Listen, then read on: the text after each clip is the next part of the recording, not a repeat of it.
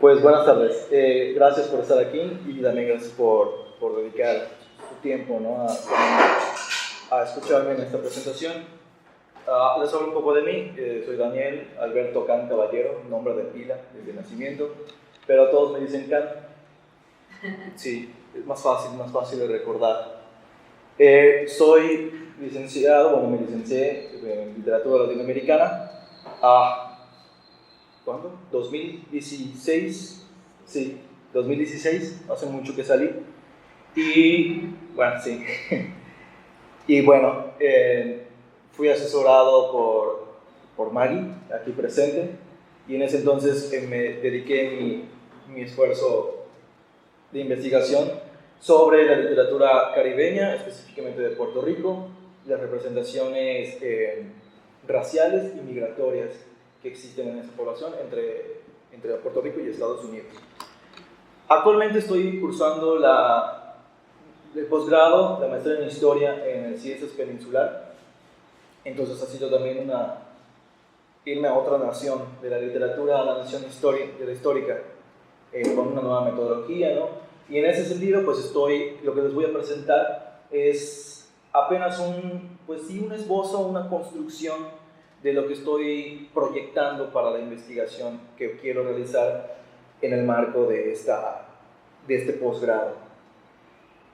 Sí, lo que pasa es que sigo siempre con las ideas sobre conceptos como el Estado, conceptos como la nación, y últimamente se ha adherido el problema de la ciudadanía en relación con la presencia afrodescendiente.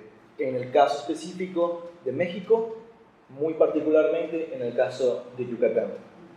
Entonces, lo he titulado así, El rostro ausente de Yucatán, un poquito también como para generar esta polémica, ¿no? Afrodescendientes y la representación política del Estado-Nación mexicano.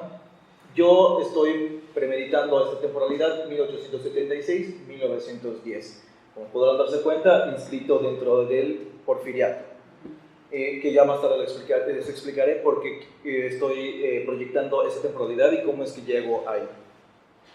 Bueno, antes de empezar, quiero comenzar preguntando algo. Cuando hablamos de afrodescendencia en Yucatán, ¿quién de nosotros puede decir o decirse afrodescendiente? ¿Quién se reconoce como parte de esta familia, como una familia afrodescendiente? O sea, lo lanzo como una pregunta que no tiene por qué tener una respuesta, pero esa es una de las primeras preguntas que me hice y que me llevan también a todo este camino de autorreconocimiento, de reconocimiento y también de la historia de mi propia familia. Una de las cosas que comencé a pensar desde que hice la tesis de literatura es quién soy dentro de mi familia, ¿no? Y todos los cuentos que mi abuela, que mi tía y que mi mamá me decían sobre el abuelo negro o los bisabuelos negros que habían escapado de una hacienda por ahí en Belice y que habían llegado primero a Campeche y luego a Mérida, a Yucatán, se habían juntado, habían hecho una familia y ¡boom! Aquí estamos, ¿no? Y aquí estoy presente.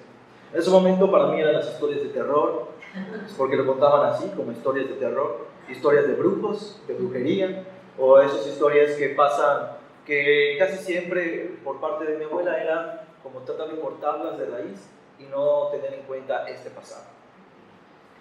Adrede, entonces pregunto, ¿quién de nosotros puede decirse afrodescendiente en Yucatán? Es complicado, ¿no? Y sumamente problemático. Porque una de las primeras preguntas que surgen cuando tratamos el tema de la afrodescendencia en Yucatán es, ¿realmente existen negros en Yucatán?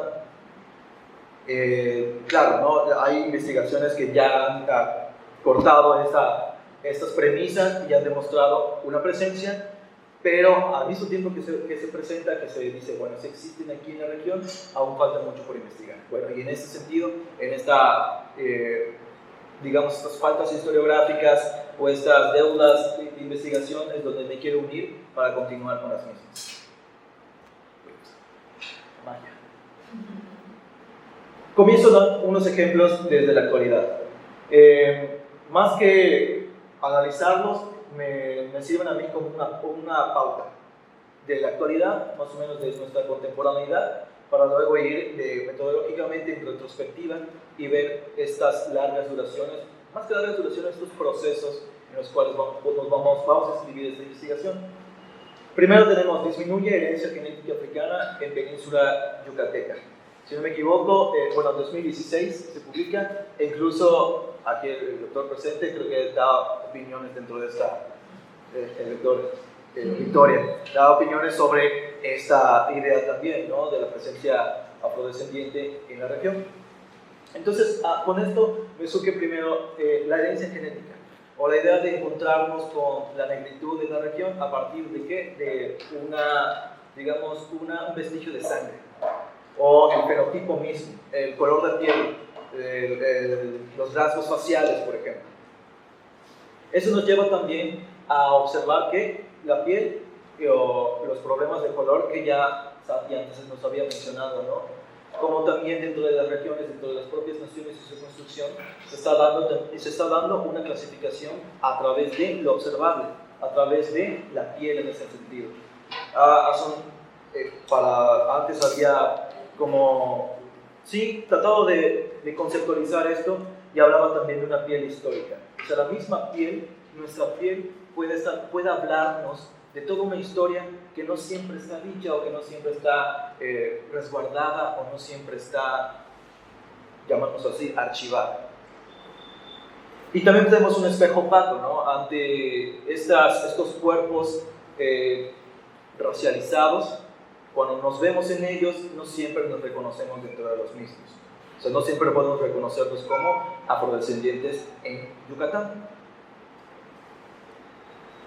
El libro de Las élites y de la ciudad blanca, de Eugenio Iturriaga, lo considero como también un parteaguas, ¿no?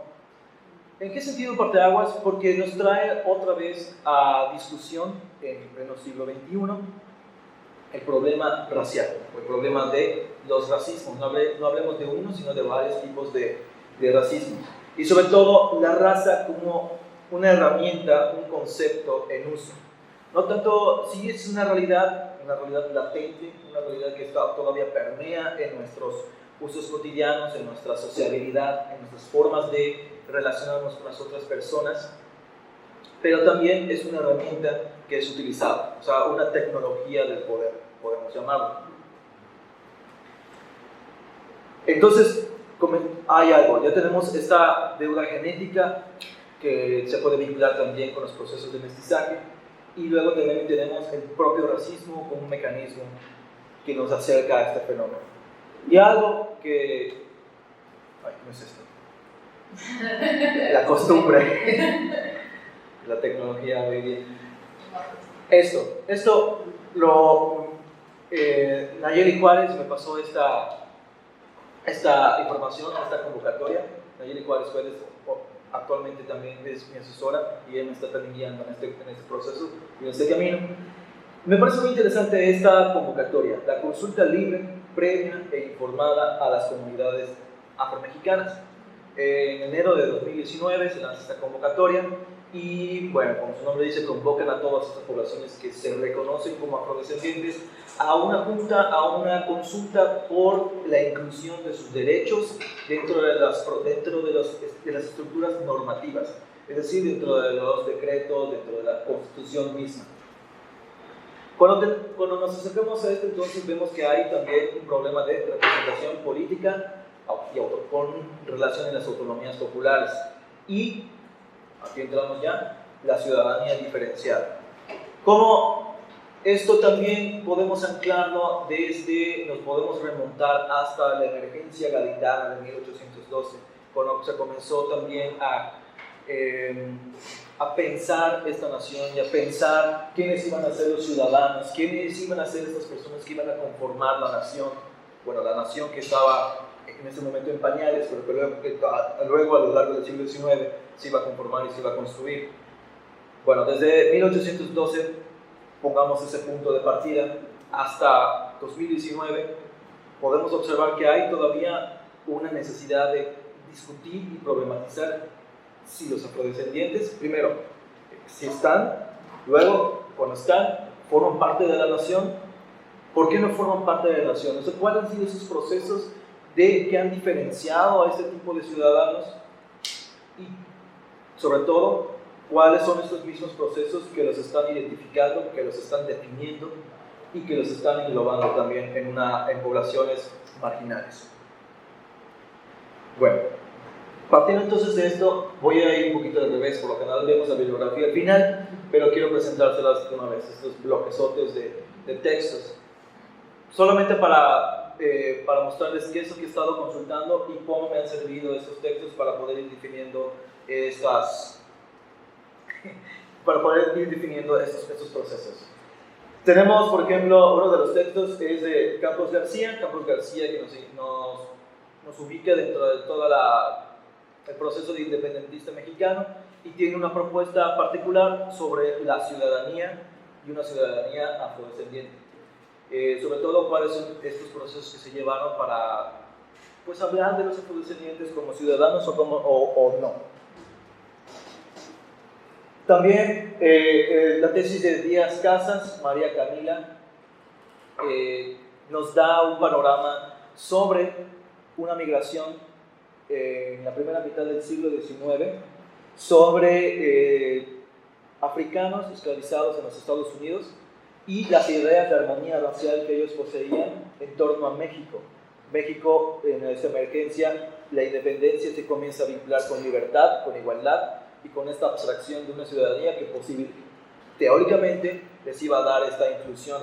Entonces tienen todo un movimiento de migración en ese momento de los esclavos que estaban en Texas hacia Coahuila, que luego de la separación de Texas con Coahuila, o sea, desde México, ya bueno, México se iba a convertir también en este refugio. Lo que pasa es que se contrastan estos imaginarios de armonía racial con todas unas políticas de exclusión migratoria y el llamado, para 1910, el problema negro, ¿no? Esas migraciones, cómo iban a afectar al mismo estado, pero al mismo tiempo, cómo iban a dar forma a la frontera norte.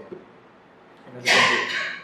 Entonces nos lleva también por todas esas discusiones de constituyentes dentro del marco político-jurídico en torno a los afrodescendientes, cómo los caracteriza y cómo se están representando. Bueno, aquí no es por aludirlo, pero pues aquí presente, ¿no? Los trabajos de Victoria Ojeda, tanto solo como en coautoría con otras personas, me han servido mucho para poder caracterizar a la región. La región yucateca específicamente vinculada a esta situación afrodescendiente. Nos lleva desde principios del siglo XVI hasta principios del siglo XIX y nos va mostrando cómo a través de los archivos, prioritariamente veo que utilizó muchos los archivos de matrimonios, los libros de matrimonios, del sagrario, para poder ubicar. Y una de las cosas muy importantes que retomo de esto es que durante la colonia hay toda una especificidad por castas y entonces los archivos se vuelven más, no digamos de sencillos, pero sí más útiles en el sentido histórico porque nos están dando clasificaciones específicas de estas poblaciones, ¿no? Dónde están sentados, dónde viven, qué color de piel tienen a través de las categorías socioraciales que estos poseen. Pero esto mismo empieza a cambiar a partir del siglo XIX, específicamente en 1822, si no me equivoco, cuando se prohíbe que la definición de estos sujetos sea a partir de castas, ¿no? Bueno, porque si ya se está hablando de una ciudadanía, también se está hablando de una igualdad. Bueno, no voy a centrarme tanto aquí porque luego me sirve para poder explicar más adelante estos procesos. Tenemos dos textos de María Elisa Velázquez, Odile Hoffman y también Díaz Casas y María Elisa, pero de Díaz Casas.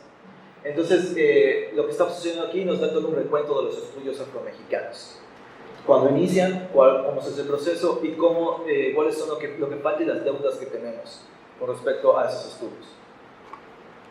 Aquí, nada más para mencionar a Benedict Anderson y la necesidad también de utilizar el concepto de la nación imaginada. A Antonio Anino, todos estos que están aquí, Antonio Anino, Carmagnani, Guerra, Sábato, están compilados en un libro llamado Ciudadanía Política y Formación de las Naciones, Perspectivas Históricas en América Latina. Aquí no están vinculados a la situación afrodescendiente, pero sí nos están dando un panorama de las discusiones que se tuvieron en la primera mitad del siglo XIX en relación con la construcción de ciudadanía.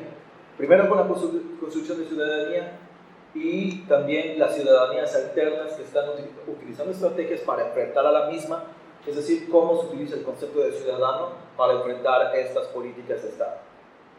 Bien, bueno. Bien, ya entrando ya en materia. No lo tienes que usar, puedes usar la computadora. Sí, pero es que pico la que no es. Entonces, ¿por qué no se mueve como es? Vamos a ver, entonces, hablando un poquito de los estudios afromexicanos, brevemente. Creo que hay como un consenso, y este consenso ubica a Gonzalo Aguirre Beltrán como, digamos, el pionero o punto nodal de los estudios afromexicanos. Sí, o bueno, los estudios de la afros no comienzan con él, pero se toma en cuenta como él para los estudios en México.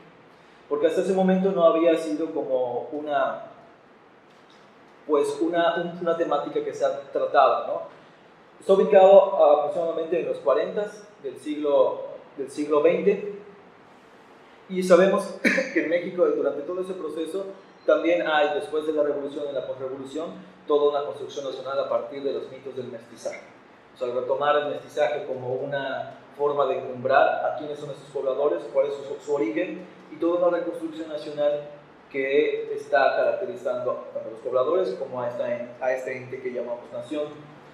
Entonces, resulta paradigmático e importante porque empiezan a incluir la presencia africana, la presencia negra o afrodescendiente dentro de los estudios académicos, primero antropológicos y luego de la antropología y la sociología, y vamos a brincar también a la historia, y cómo la historia va a darnos también todo un proceso de larga duración de su presencia y de su participación dentro de los procesos de construcción nacional. Entonces tenemos a la presencia africana y sus descendientes en el sistema colonial, que fueron uno de los donde se concentró mucho más el trabajo.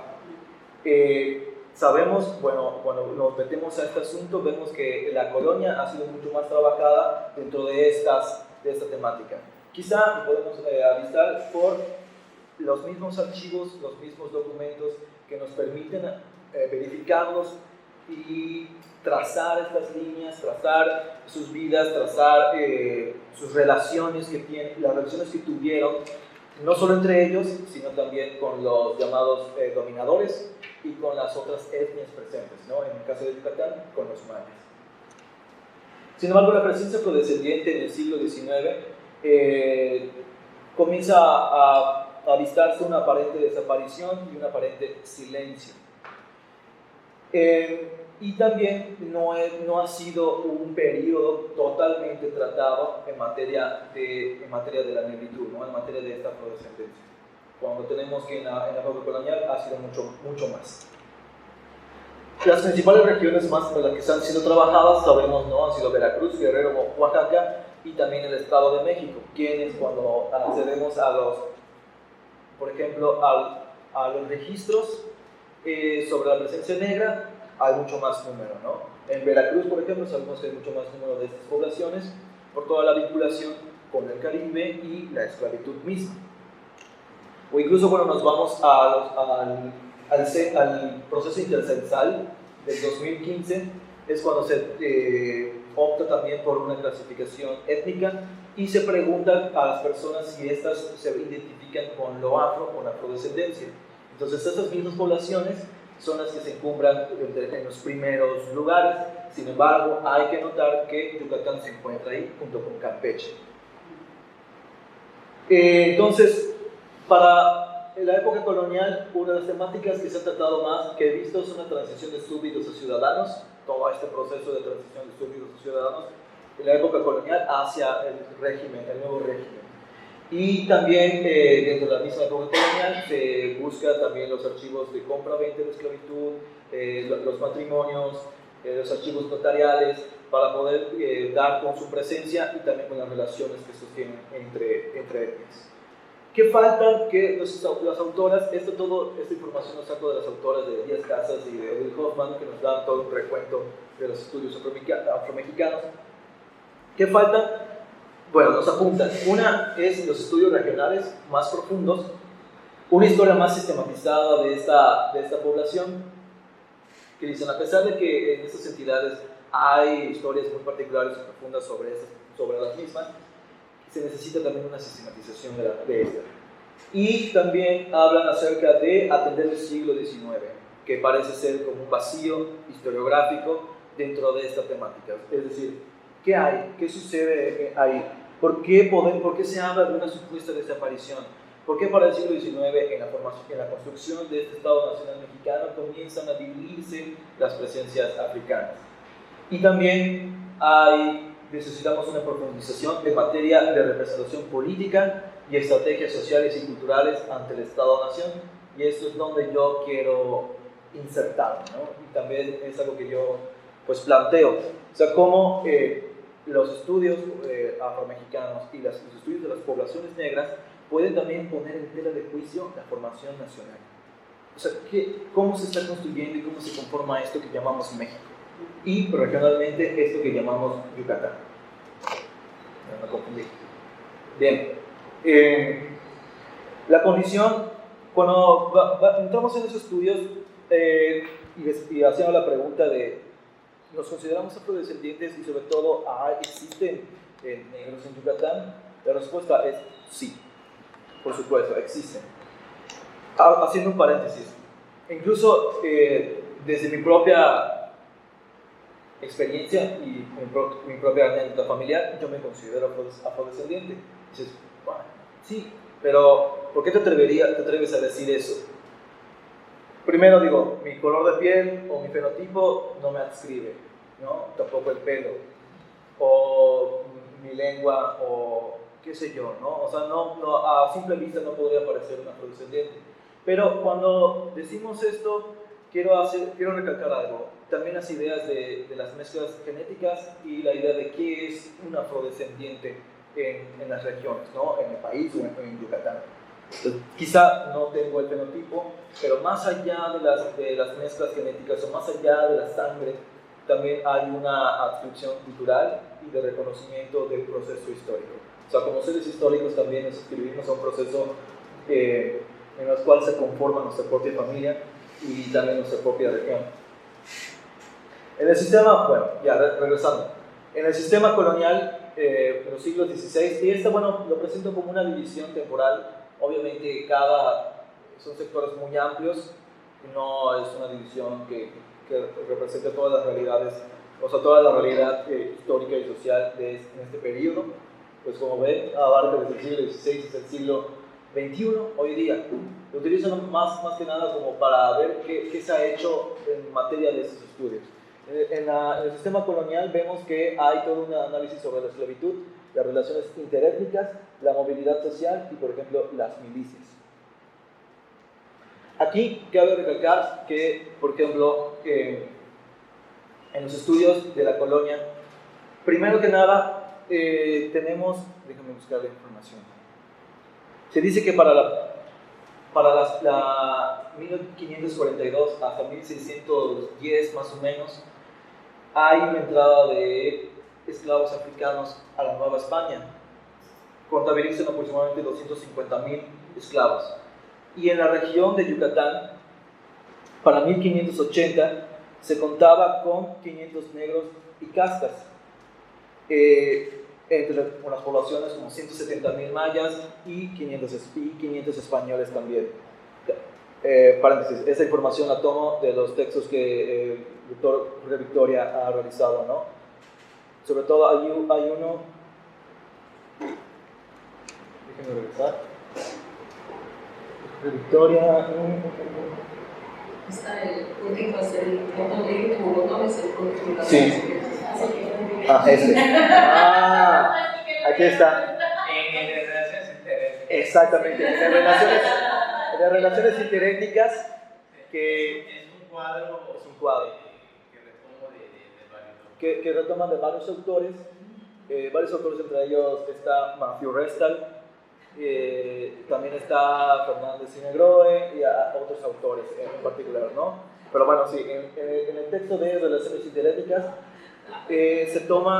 toman esta cantidad demográfica, que también es importante denotar, ¿no? O sea, denotar la cantidad de personas africanas en calidad de esclavos que entraron a la Nueva España y que llegaron también a Yucatán, a la región yucateca, y llegaron también en condición de esclavitud. Sin embargo, bien, hay algo que precisar. Esta condición esclava durante el sistema colonial no fue totalmente una esclavitud entendida como en otras regiones, ¿no? Como en las regiones del Caribe, por ejemplo, que estaban de alguna manera confinados a un sistema de plantación y un sistema de esclavitud muy particular, sino que se habla también de una movilidad social, de una posibilidad de estos grupos de moverse entre las diferentes castas y de una condición también de libertad condicionada. Se toca, por ejemplo, el tema del negro toral para principios de 1542, o sea, durante el proceso de conquista, el cual tras sus servicios a la corona y a Hernán Cortés, pues obtiene la libertad, ¿no? Y en esa libertad también le crea un ascenso social y una posición diferenciada con respecto a las etnias indígenas. También el sistema colonial aquí se caracteriza no como un bloque jerárquico, sino como un periodo en el cual hay relaciones interétnicas, hay relaciones entre los mismos grupos. Estas mismas relaciones o esta misma movilidad social en el paso a México moderno del siglo XIX y XX, del siglo XIX, como toda esta marca de construcción nacional, va a ser útil porque nos da un marco de comparación. Esta misma movilidad social que se tiene a partir de las castas iba a cambiar al momento de pasar al nuevo régimen, cuando se piensa en una población desde una sola identidad, de esta llamada nación. Y aquí comienza el problema, la problemática de representar a los individuos. ¿Cómo iban a representar a toda esta multiplicidad étnica? ¿Cómo iban a representar a estas diferencias si también atentaban contra un principio de la hermosa igualdad nacional que se estaba premeditando como un proyecto de construcción de un Estado al mismo tiempo? Entonces, para este periodo va a surgir un problema: la representación y la exclusión política. Esta representación y exclusión política la encuentro trabajada en el texto de Campos, Feligresía, Castas y Ciudadanía en Yucatán, para el caso yucateco, que nos plantea algo muy interesante. Al momento de constituirse o de generarse la Constitución de 1812, la Constitución de Cádiz, en el artículo 22, si no me equivoco, se habla acerca de los reputados como africanos. Y esos reputados como africanos iban a ser más tarde excluidos de la ciudadanía.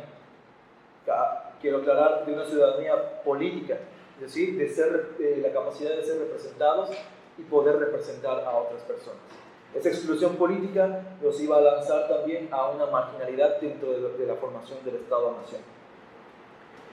También podemos hablar sobre el uso de los racismos, y aquí lo ubico ya más centrado a la segunda mitad del siglo XIX, cuando atendemos, por ejemplo, toda la emergencia del racismo científico, el estado hegemónico del porfiriato, con Porfirio Díaz, todas estas ideas positivistas que van a encumbrar también un tipo de ciudadano, un tipo de persona para constituir a la misma nación. Y por supuesto, el mestizaje, que iba a ser para el siglo XX el mito fundacional, digamos, por excelencia, siglo XX por revolución, por excelencia, para constituir también a la nación. Entonces, cuando pasamos al México actual, en el siglo XXI, hablamos también de un giro cultural. Obviamente es aquí donde me ubico, ¿no? Como todos nosotros, nos ubicamos en el siglo XXI y pensamos desde el siglo XXI. Es cierto que cuando hacemos un recuento hacia el pasado, tenemos que tener en cuenta las categorías que se utilizaban, el pensamiento de la época, pero tampoco podemos obviar que nuestros procesos y juicios y argumentos están dentro de un tiempo-espacio actual, en el siglo XXI. Entonces, lo que creo que permea aquí es el giro cultural en el reconocimiento de identidades étnicas y múltiples que también se enfrentan a estas formas de constituir el Estado y la nación. Al respecto, entonces, cuando vemos el siglo XIX, que es en la temporada en la que me quiero ubicar, notamos algo muy importante. Para el sistema colonial, primero que nada, podemos ubicar su presencia y hay análisis profundos. Pasamos el siglo XIX y está como un poco disperso, un poco tratado. La segunda mitad del siglo XIX no está dentro de esas temáticas y en el México actual se retoma. O incluso en el México actual podemos ver que hay fenómenos que nos ubican en la necesidad de replantearnos la afrodescendencia con respecto a los marcos jurídicos. Cuando vemos, por ejemplo, esos fenómenos, ¿no? Como la consulta libre y previa informada. Entonces, vemos que hay la condición y larga duración de la presencia africana. Y esta condición y larga duración de la presencia africana ha sido caracterizada primero por la esclavitud y luego, segundo, por la exclusión o el desplazamiento. Y entonces, lo que tratamos de hacer ahora es que al analizar su presencia y analizar su papel desde posiciones culturales o desde ese giro cultural, reconociendo una etnia diferenciada en relación con las otras, tratamos de ver agentes históricos cuyas dinámicas y estrategias dieron forma al territorio mexicano, político, geográfico, social y cultural. Su estudio en el tiempo nos permite observar la formación nacional desde otra óptica. Es decir, sí necesitamos hablar de justificar su presencia y también de demostrarla, pero también partir de que el papel que ellos tienen, que tenemos dentro de la nación, es útil para poder generar una nueva óptica o una nueva lectura de la formación nacional. Bien. Entonces, la ubicación es aquí en el México moderno y el siglo XIX y principios del XX, ¿no? Por dada la temporalidad del propio régimen porfirista. En este siglo XIX hay como ciertas características como la desaparición o asimilación e integración que ya se postulaba desde la tesis de Aguirre Beltrán con la asimilación y la integración de los pueblos africanos afrodescendientes a la cultura nacional, ¿no? Recordemos que Aguirre Beltrán está hablando desde su tiempo, en el cual el mestizaje era sumamente importante para los estudios y para la definición nacional. También que que también es la búsqueda de desarticular los mitos fundacionales desde el mestizaje y también el uso que se le da a este concepto. Otro de los puntos es la primera mitad y el problema independentista constitucional. En el siglo XIX, cuando se comienza a imaginar la nación desde una sola identidad, nos acercamos también al problema de la representación. Por el otro lado, tenemos a la independencia y el constitucionalismo que se relaciona con esta primera mitad, y la segunda mitad del XIX aún no trataba a fondo. Podemos avistar un vacío historiográfico y documental, y aquí hacer el paréntesis que ya había mencionado, la idea de que a partir de ese siglo, en los archivos y los documentos comienza a diluirse, ¿no? la presencia al menos registrada. Y los proyectos nacionales y la exclusión política. O sea, en todo este panorama, una de las cosas que estoy premeditando o que estoy en construcción es, primero, justificar la segunda mitad del XIX no solo desde un vacío historiográfico que vemos aquí, sino también por la idea de que a partir de la Constitución de 1857 ya la narrativa liberal, federalista y republicana, o sea, los liberales habían triunfado con la narrativa de un tipo de patria y un tipo de nación, ¿no? Por eso podemos ver toda la reconstrucción de la república y luego más tarde el cumplimiento de un estado hegemónico con Don Porfirio Díaz. Entonces, En esta temporalidad, cuando atendemos esta larga duración de la presencia afrodescendiente, me encuentro con un problema: ¿dónde ubicarlos? O sea, ¿dónde ubicar a estas personas o cómo empezar a dar cuenta de su rastro, del trazo? Porque hasta ahorita parecen como bastante desdibujados, ¿no? O incluso hasta problemático decir, bueno, ¿cómo vas a comprobar que están presentes en esa época? ¿En dónde? ¿En qué población? ¿En qué registros? ¿En qué archivos? Eso es uno de los problemas en los cuales me estoy enfrentando ahora mismo. Bueno, entonces, ¿hay afrodescendientes en Yucatán? Las demografías, las presencias y su papel en la duración nos dicen que sí. ¿De qué época estabas haciendo esa pregunta? Sí, para la segunda mitad del siglo XIX, específicamente en el Porfiriato, 1876 hasta el corte, ¿no? 1910. Sí.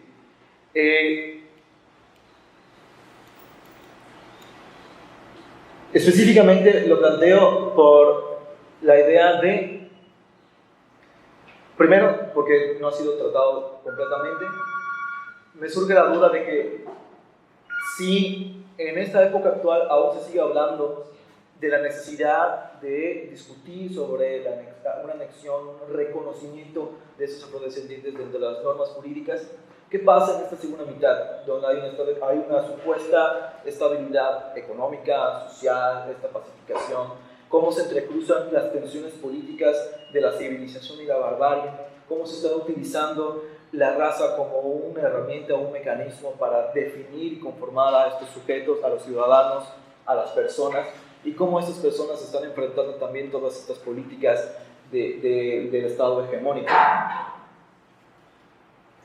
Entonces, para el caso regional, o sea, aquí el caso regional me quiero tomarlo como un caso particular para ver cómo esos grandes procesos nacionales están aplicándose en una región particular y cómo esa región nos va a lanzar información para poder analizarla y también reflexionar sobre las bases constitutivas de este fenómeno. Las demografías, las presencias y su papel en la larga duración. Por eso, cuando preguntamos, ¿hay afrodescendientes en Yucatán? Decimos sí. ¿Qué pasa? ¿Podemos hablar de una continuidad o de una continua ruptura? Porque lo que vemos a lo largo de todas estas temporalidades es constantes rupturas. Aquí, cuando... Ok, sí. Aquí, en la idea de los afrodescendientes en Yucatán y la ubicación de los mismos, hay dos casos particulares que el doctor aquí presente también me ha permitido ver a través de San Fernando Aque y San Francisco de Paula. Dos poblaciones negras que tienen la característica de darnos pues, repensar la idea del africano desde la esclavitud. Porque estas poblaciones, tanto la de San Fernando Aque como la de San Francisco de Paula, está constituida por africanos afrodescendientes en condición libre, o sea, como libertos. En San Fernando Aque, que entró después de la revolución haitiana, pasan por Cuba, llegan a Campeche y de Campeche suben y les dan un territorio específico al nororiente de Yucatán, en la cabecera de Tizimín, en la región cercana a Aque, y ahí fundan esta población de San Fernando Aque. Y luego hay una que me interesó bastante, que es la de San Francisco de Paula, que mencionan que no hay datos o registros de su llegada, pero sí de su permanencia hasta mediados del siglo XIX. Entonces, estas poblaciones que están aquí, o sea, que fueron parte de Yucatán, también hoy se habla como de asentamientos ya en ruinas, o de una desaparición, o de un no reconocimiento de las mismas, porque cuando hablamos de la historiografía yucateca, no son mencionadas. O sea, no son tomadas en cuenta para la construcción de la región. Bien, la identidad yucateca es entre mayas y españoles, ¿verdad? Es lo que comúnmente tenemos en cuenta. La identidad yucateca es dual, binaria, maya-español. Y ¿qué con los negros? ¿De dónde vinieron estos, no? Entonces también intervienen los mitos del mestizaje, de la nación y la región, y los vínculos con el Caribe. ¿Y dónde queda y qué aporta Yucatán en el marco de esta discusión? Cuando hablamos de Yucatán, ¿qué puede aportarnos dentro de los estudios afromexicanos?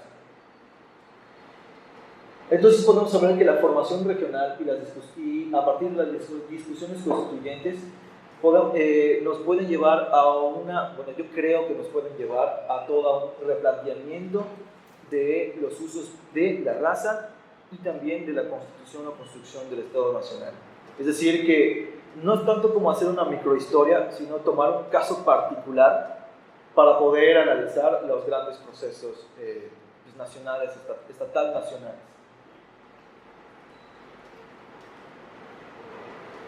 Entonces, bueno, ya voy finalizando. Hasta ahora lo que he presentado he tratado de esbozar cuál es la condición de estas poblaciones, de estas personas, tanto en México como en la región, pero también he tratado de identificar una problemática a la cual quiero adscribirme. Cuando entro todos a analizar, y a comprender y reflexionar esos estudios que se han hecho, una de las cosas que veo es, primero, el problema de fondo en el siglo XIX y en torno a la ciudadanía es el problema de la representación. Un problema de la representación que se ha tomado desde, por ejemplo, en las discusiones de todos esos autores que hablan sobre la ciudadanía, en el marco de los comicios, quiénes son representados, quiénes tienen el derecho a votar, quiénes van a representar a estas poblaciones, cómo se está constituyendo esta nación. Pero también la representación no equivale solo a la idea jurídico-política, sino a la concepción y percepción del sí mismo, ¿no? Entonces, ¿quiénes son estos ciudadanos y cómo se están representando a partir de qué? A partir de los discursos políticos de las élites que están conformando la propia nación. Porque, y se me pasaba, cuando hablamos de nación, tenemos que tener en cuenta que, a propósito de Benedict Anderson, surge también como una forma de imaginar, ¿no? De imaginar un territorio y de imaginar a una población. Sabemos, ¿no? Anderson hablaba pues es que partimos de la imaginación porque poseemos una comunión entre personas que nunca hemos visto y que quizás nunca vamos a ver, al menos no en su totalidad. El problema, ¿no?, de la parte y del todo. No aprendemos el todo, pero dentro de ello hay todo un símbolo que nos unifica bajo la idea de la nación, y él analiza cómo es que los sujetos pueden incluso llegar a matar por una nación. En ese sentido, cuando vemos la historiografía mexicana del siglo XIX, en la primera mitad, en la segunda mitad, todos los intelectuales que están armando a la nación, primero, no son negros. Y aquí quiero hacer el vínculo que mencionaba Sati sobre la intelectualidad y sobre también la idea de una intelectualidad. ¿Quién está conformando y quién está construyendo a la nación mexicana? ¿Quiénes son estos sujetos que la están armando, que la están imaginando, que la están escribiendo? ¿Cómo se posicionan? Y sobre todo, ¿cómo están caracterizando a las personas que la van a formar, ¿no?, como sus partes o como sus elementos? En ese sentido, entonces, también observo que hay una exclusión política y la racialización de los sujetos. Entonces, me pregunto, ¿cómo se ha representado el afrodescendiente en Yucatán? A través de los discursos jurídico-políticos regionales en el marco de las tensiones socio-raciales del Estado-Nación mexicano. La discusión global es la comprensión de los procesos que dan forma a las identidades nacionales diferenciadas y sus consecuencias de exclusión y selección a partir de las ideas socio-raciales del siglo XIX, las cuales alcanzan mayor presencia para la segunda mitad, cuando se erige el Estado hegemónico porfiriano y circulaban ideas civilizatorias, contra las barbaries que amenazaban el orden, el progreso y la paz. El resultado es el uso de la raza como una herramienta de control estatal y una tecnología de poder que representó a los sujetos bajo un proyecto de carácter nacionalista.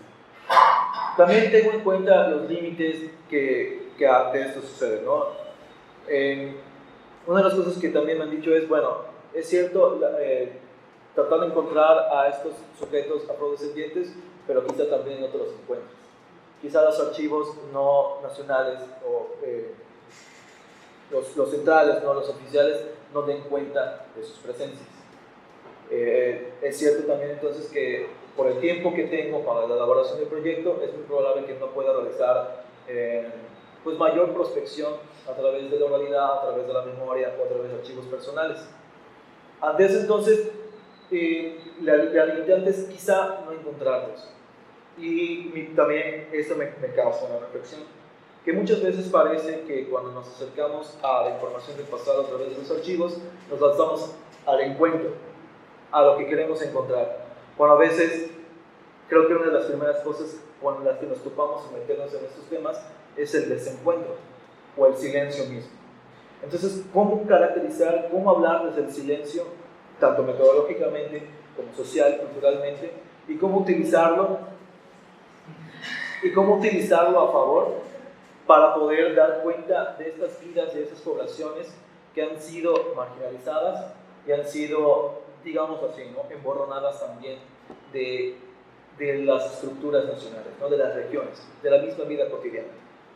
Entonces, también tengan en cuenta que hay una alteridad y de que los afrodescendientes no son los únicos grupos que están al margen. Las mujeres, los niños, los vagos, los llamados locos, los disidentes políticos, los que están en contra del régimen, los indígenas, en toda la multiculturalidad que estos poseen, son otros los grupos que están al margen de las políticas del Estado. Por eso entonces, al principio pensaba, me gustaría encontrarme y a ver qué dicen ellos desde su propia voz. Muy probablemente esto sea muy difícil, pero también el propósito es acercarnos a esos archivos y documentos oficiales con una nueva forma de leerlas desde el silencio.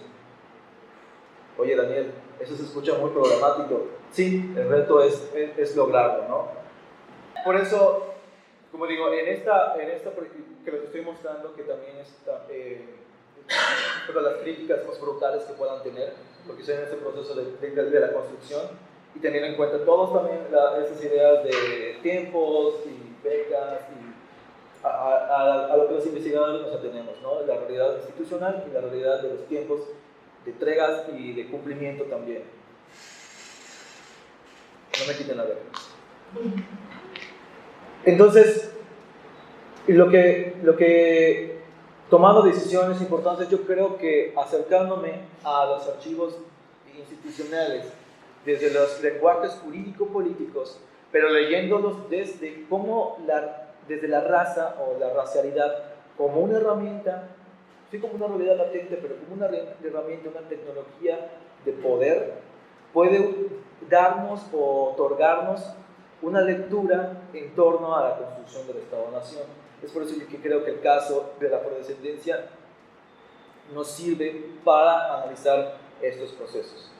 Que al final de cuentas, cuando en el breve resumen que les puse, que dice: el afán es generar una matriz discursiva que nos brinde herramientas para la desarticulación de la formación nacional, el cual hoy día, ante los movimientos sociales de las llamadas minorías, exige una mirada hacia el pasado para desentrañar los procesos de larga duración, movilizar las estructuras que se creían fijas y proponer nuevas formas de concebir la nacionalidad a través de una autonomía identitaria frente a las narrativas oficiales, la colección archivada y los silencios históricos. Es necesaria entonces la creación de un horizonte crítico, sensible y comprensivo, uno que dé cara a las realidades históricas latentes en el seno de la actualidad, de las cuales somos parte, ¿no? Y nunca olvidar que somos parte de esas realidades y que somos parte de esos procesos.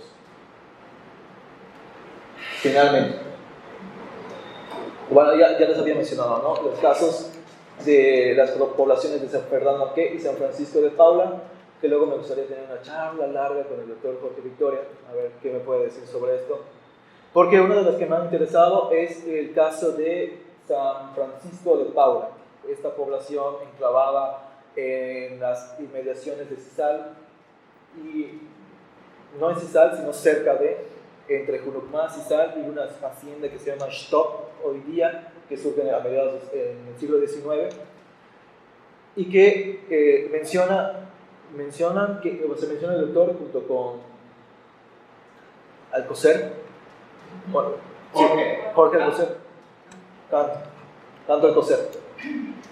Que hay una entrevista a un habitante de la región que en su memoria oral dice, sí, yo recuerdo, o supe de una población que estuvo presente ahí, ¿no? de este rancho en Yucatán. Entonces, también una de las cosas que me ha sido complicada es encontrar a los actores que ven fe y legalidad de la presencia, pero también de los procesos de relación interétnica y las estrategias que se utilizaron para enfrentar a estas políticas de Estado. El caso de San Francisco de Paula hablan sobre mediados del siglo XIX, creo que no sé si llega hasta la temporalidad del Porfiriato, ahí es donde sí ya mi información ya no llega hasta ahí. Pero también son unas preguntas, ¿por qué desaparecieron? ¿Y por qué yacen en el olvido como elementos componentes de la configuración social yucateca? Es decir, ¿por qué las posiciones sociales en Yucatán? ¿Por qué la identidad yucateca? ¿Por qué la región misma no da cuenta de estos otros elementos? ¿Qué tensiones, qué procesos se ven atravesados en esta conformación regional?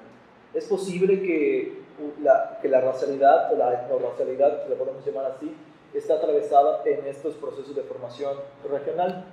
Entonces, la proyección de la investigación, esta comprensión de estos fenómenos, nos permitirá observar las posiciones sociales yucatecas a partir de la representación basada en discursos socioraciales. Brevemente, porque todavía no hay una prospección real, estoy pensando en los archivos de Yucatán, en el AGEI, también los de Campeche, obviamente el AGN, en que veo que utilizan mucho el Fondo del Poder Ejecutivo, los diarios de juntas constituyentes me interesan, específicamente los ayuntamientos y el Congreso Nacional, para ver las discusiones estatales en torno a ver cómo en los discursos jurídico-políticos se están representando a estas poblaciones, desde la nación, desde la región, y también cuáles han sido esos procesos que se han llevado para su inserción o desaparición. La prensa y en gran medida en tanto que estas existan, la fotografía y las expresiones culturales de la región. Y obviamente también dar cuenta de la relación migratoria entre Haití, Cuba y Yucatán, que esto, ojalá, cuando haya en el doctorado se pueda mucho más profundizar, ¿no? Bueno, creo que hasta aquí es lo que tengo, lo que he intentado exponerles y lo que hasta ahora es el dolor de cabeza de noches, días, cenas, comidas y demás. Pues muchas gracias por su atención.